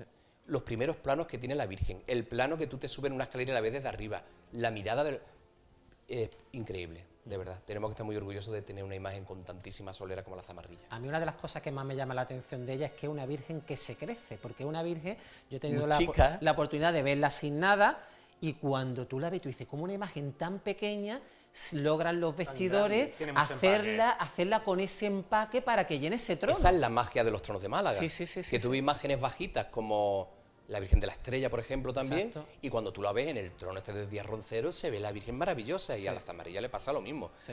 Me encanta como tú has dicho amargura Zamarrilla, ¿no? Sí, sí. Porque muchas veces los malagueños es que rompemos siempre Zamarrilla, pero tiene un nombre... Pero es bonito también, ¿no? Pero tiene un nombre tan bonito, el nombre de la amargura. Ha trascendido, ¿no? La a mí me gusta tan bonito, el color rojo, el color de la rosa que después se transforma en blanca el Viernes Santo por la conversión del bandolero. También me gusta mucho el detalle que ha tenido la hermandad de recuperar la corona antigua de la amargura. Bueno, esa es la corona. Que es la corona icónica. Esa es la corona de la Virgen. Gracias a Dios que se tuvo que haber coronado con esa corona. Con esa corona, exactamente. Que se puso mucho en valor en la exposición del centenario de la agrupación de cofradías. Exacto. Y que la tenemos todos en las postales de escudos de oro, que se ve la Virgen maravillosa, con el coronón, que es gigante. Es una corona de otra época, de otro contexto. Ahora las cosas gustan más las coronas de orfebrería. Pero muchas veces ya decimos, ay, pues mejor que sea de Manolo de los Ríos, saca una corona ya malagueña de esa época. No, es que esa corona está hecha para la Virgen. Sí. Y le da una esbeltez y una cosa a la Virgen que está maravillosa. Por ejemplo, la de la Esperanza, que se está recuperando, es una versión actualizada y mejorada de lo que había, que eso también es importante. Esa es la que ha diseñado Curro Claro, que ha hecho un rediseño. Es decir, que está bien porque partimos de la idea de algo importante, pero actualizar y mejorar. Claro. Bueno, pero es que la Manolo de los Ríos no mejoró. Vamos a seguir con el análisis para que tengamos por favor, tiempo. En el altar mayor, la amargura. La amargura. Queridos hermanos de Zamarrilla, estamos de acuerdo. Amo al Cristo de los Milagros, pero la Virgen tiene que estar en su camarín. Tiene que presidir la capilla. Pasamos a la Virgen del Rocío, la novia de Málaga. Juan Carlos, ¿qué podemos decir de esta devoción que tiene el pueblo de Málaga por su novia de Málaga? Yo creo que es la Virgen yo creo que el malagueño lo que busca en las vírgenes es sus emociones, ¿no? Tenemos la esperanza, como bien hemos dicho, esa madre fuerte, ¿no? Esa madre que mira. Después tenemos la amargura, que es esa madre que mira para arriba, ¿no? Y que muchas veces yo hago un ejercicio en este tipo de iglesia de sentarme a mirar cómo es la gente que va pasando, ¿no? Y los gestos de la gente. Y es curioso como con la amargura he visto como mucha lágrima, ¿no? Y en San Lázaro es totalmente lo contrario, ¿no? En San Lázaro, al igual que la Basílica de la Ermita, es otra iglesia con un horario amplísimo de apertura y que ahí lo que tenemos es totalmente otra madre diferente a las dos que estamos analizando, que es la Virgen del Rocío, ¿no? Cuando iba camino de la coronación, de la Cruz Verde le cantaron que carita como la del Rocío, como ella no la hay, ¿no? Y es verdad. O sea, tú miras la esperanza, miras la amargura, miras el Rocío, y el Rocío es otra cara totalmente diferente. El Rocío es como esa madre amable, esa madre dulce, esa madre simpática, esa madre, como yo digo, de los niños, ¿no? Porque claro, teniendo cerca el Colegio del Monte, el Colegio de los Maristas, es una iglesia en la que el momento de silencio durante el día tú no lo encuentras, porque los niños cuando entran a las iglesias entran hablando, chillando, ¿no? Y una virgen pues que es como he dicho antes, ¿no? Tiene su tirón dentro y tiene su tirón en la calle, ¿no? A día de hoy es una de las vírgenes que más nazareno lleva en Málaga, y eso dentro de una Málaga que no es muy nazarena y que el salir de nazareno no es una cosa que se lleve, porque aquí cuando el hombre de trono acaba no se ponen las filas nazarenas, y es una cosa que siempre tenemos, ¿no? En la que los nazarenos son siempre niños, jóvenes y mujeres, pues impresiona muchísimo ese tirón nazareno que tiene la Virgen del Rocío, que demuestra también en esa devoción, ¿no? Y claro, yo no viví la coronación de la Esperanza, no viví la coronación de Dolores Coronada, viví Zamarrilla, viví Trinidad y viví Rocío, y coronación como la del Rocío, muy difícilmente creo que en Málaga volvamos a vivir algo así. Totalmente. Eso de una Virgen que sale a las 6 de la tarde, que se recogió a las 9 de la mañana y que a mí me enganchó de tal manera que es que yo no me quitaba de al lado del trono. Ni había hambre, ni había sed, ni había nada, ¿no? Y pues, no sobraba nadie. Y no sobraba nadie, eso es. Importante. Y es una cosa pues que a mí es la Virgen me atrae mucho, ¿no? También las hermandades hacen mucho. Si la hermandad a ti te acerca a la Virgen, pues tú como que le tienes ese cariño, ¿no? Y yo, hablando personalmente, ¿no? La Hermandad del Rocío ha tenido bonitos detalles conmigo, de poder ver a la Virgen de cerca, de haber tocado el órgano para ella, antiguamente cuando yo me dedicaba a tocar el órgano, de poder verla de cerca, ¿no? Oye, y eso se agradece también, y tú no miras a la Virgen del Rocío como otra más, ¿no? Tú la miras con ese cariño, y sobre todo a mí me pasa con ciertas imágenes de la Semana Santa, ¿no? Que esté donde esté, hago todo lo posible por ir a verlas en Semana Santa a la calle, ¿no? Pues yo con el Rocío me pasa lo mismo, ¿no? La ida por Cruz Verde, Peña, Mariblanca, después a lo mejor no la vuelvo a ver, pero esas calles como que me gusta, ¿no? Y la Virgen del Rocío arrastra también, ¿no? Y esa mirada, esos gestos, y también, como ha dicho bien antes Antonio, ¿no? La Virgen de la Amargura, esa Virgen como coplera, ¿no? A flamenca, el Rocío es que te echa los brazos. El Rocío de esas pocas vírgenes que tienen las manos así extendidas hacia ti, ¿no? Y cuántas veces en el besamanos se ve cómo la gente se acerca para besar la mano y hace así, con las dos, ¿no? Y es un gesto muy bonito como de lo que uno necesita también de vez en cuando, ¿no? Que la madre te eche los brazos y sobre todo que te sonría, ¿no? Son las manos más bonitas de Málaga, Sí, ¿eh? muy bonita, muy bonita. Las del Rocío, ¿eh? El modelado que tiene esas manos son increíbles, lo humanizada que está, el gesto de los dedos, de cómo una mano está como más cerca y la otra te la extiende. Va, por favor. ¿Qué podríamos decir, Antonio, en cuanto a la imagen, en cuanto a la obra artística de Pío Moyar del año 1935? Pues, bueno, es una imagen que ha mejorado con el tiempo. Eso lo tenemos que tener en cuenta, que es una imagen que ha mejorado con el tiempo en todos los sentidos, ¿no? Se quema la original del propio Pío Moyar en el año 31 y en el año 35 vuelve a hacer una imagen que es un fenómeno interesante. El mismo escultor hace una en función de la que se perdió, ¿no? A ver, la que llegó de Sevilla no era, de Valencia. No era una imagen fuerte de talla, pero porque tenía las características, otro tipo de características, ¿no? Con todos los avatares del siglo XX-XXI, la Virgen ha mejorado muchísimo en todos los sentidos, ¿no? Se ha perfilado la sonrisa, se ha perfilado la nariz, es una Virgen que no es llorosa, es decir, que todo eso lo ha tenido en cuenta, ¿no? Ha ganado en color también en todos los sentidos, probablemente el paso de la plata al oro fue un gran acierto para la propia imagen, ¿no? Porque los contextos son diferentes, pero claro, nos ubicamos en un contexto en el que llega esa imagen que no era nada, es decir, no existía el concepto devocional. Que no nos olvidemos que la Virgen del Rocío de Málaga es uno de los grandes iconos devocionales en los años 40, 50, 60, cuando el Rocío de Almonte era algo desconocido, y era para los almonteños, es decir, pues, totalmente el proceso ha sido inversamente proporcional, ¿no? Almonte se ha convertido en algo supranacional, pero era en ese proceso lo que se conocía la Virgen del Rocío de Málaga, ¿no? El Blanco, que ahora comentaremos, añadió también muchísimo que contar a esa Virgen, ¿no? de rasgos particulares, el hecho que tenga el cuerpo entero. Por supuestísimo, ha ayudado muchísimo la puesta en escena de la cofradía de la calle. Una cofradía que tiene claro que no hay ningún conflicto, que es una cofradía de barrio, que es una cofradía populosa y que los pulsos son todos bienvenidos y mientras más mejor. Es decir, todo eso conecta con una realidad que no nos olvidemos.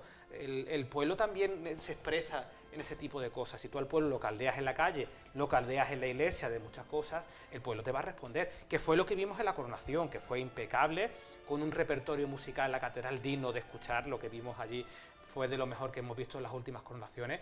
Y el programa de actos fue, a mi parecer, excesivo, pero maravilloso, porque era en el número 7 de la calle Carretería, le van a tocar no sé qué, ¿no? Pero funcionó porque la Virgen no estuvo sola en ningún momento, y eso es indicativo, ¿no?